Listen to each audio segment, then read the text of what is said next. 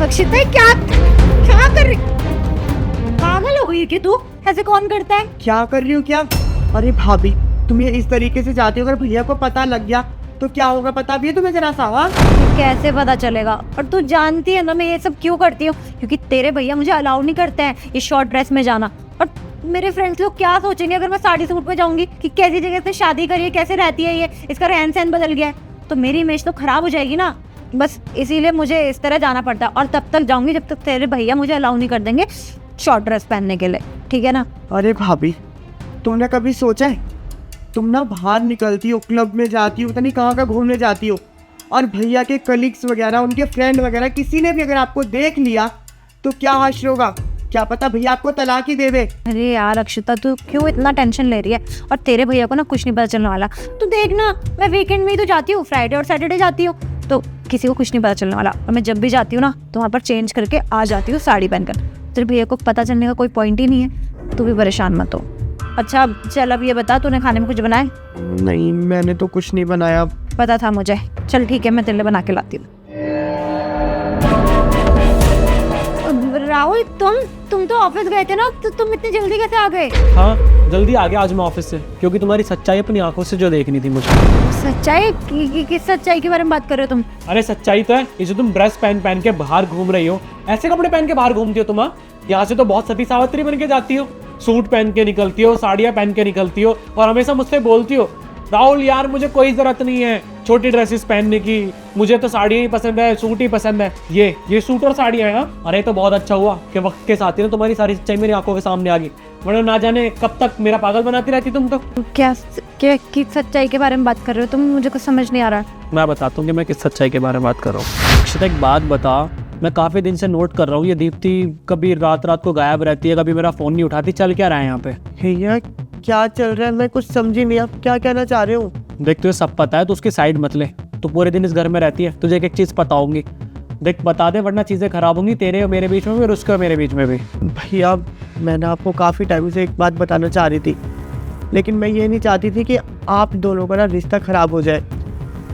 और सही बताऊँ ना भैया, जब आप घर पे नहीं होते हैं ना तो भाभी घर से छोटे छोटे कपड़े पहन कर निकलती है, क्लब में जाती है, अपने दोस्तों के साथ दारू पार्टी करती है, और कभी कहीं घूमने जाती है, कभी कहीं घूमने जाती है। मैंने उनको काफ़ी रोकने की कोशिश करी और काफ़ी बोला भी, तो बोलती है कि किसी को कुछ पता भी नहीं लगेगा। और भैया आपको बेशक यकीन ना हो ना मेरी बात पे, तो मेरे पास सबूत भी है। सबूत? किस सबूत की बात करी तो दिखा मुझे।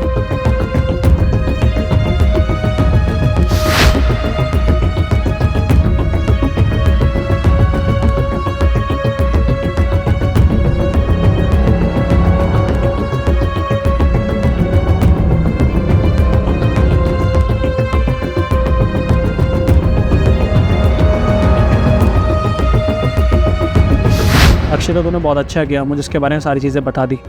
अपने इसको रंगे हाथ पकड़ते हैं, अब मैं तुझे जैसे जैसे बोलूँगा ना तू वैसा वैसा करियो। ठीक है भैया। ठीक है। देखो राहुल, मैं जानती हूँ मुझसे गलती हुई है, मैंने तुमसे बात छुपाई, पर तुम देखो ना, तुम मुझे शॉर्ट ड्रेस पहनने नहीं देते हो। और मेरे फ्रेंड्स ऐसे हैं, अच्छे बैकग्राउंड से हैं, अच्छा लाइफस्टाइल है उन लोगों का, और उनके आगे मैं ऐसे सूट साड़ी में जाऊंगी तो मेरी बहुत इंसल्ट होगी, बहुत बदनामी हो जाएगी, इसीलिए बस मैंने तुमसे झूठ बोला। हो गई तुम्हारी बकवास सारी? हाँ, ये फालतू बकवास सुनने के लिए मैंने तुम्हें रंगे हाथ नहीं पकड़ा है। अरे अगर तुम्हारे अच्छे दोस्त है ना तो उन जैसी फैमिली में शादी करनी चाहिए थी। मेरी फैमिली अलाउड नहीं करती है ये छोटे छोटे कपड़े पहनकर क्लब जाना, रातों को घर से गायब रहना।